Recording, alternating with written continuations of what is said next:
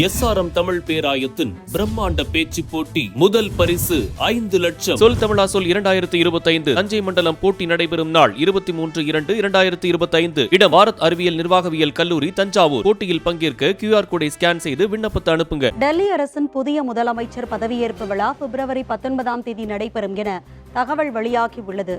சமீபத்தில் டெல்லியில் நடைபெற்ற சட்டமன்ற தேர்தலில் 70 சட்டமன்ற தொகுதிகளில் 48 இடங்களை பாரதிய ஜனதா கட்சி கைப்பற்றியது.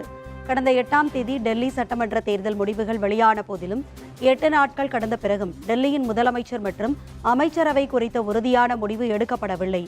நாளை அல்லது நாளை மறுநாள் மாலை பாஜக சட்டமன்ற உறுப்பினர்கள் கூட்டம் நடைபெறும் என தகவல்கள் வெளியாகியுள்ளது.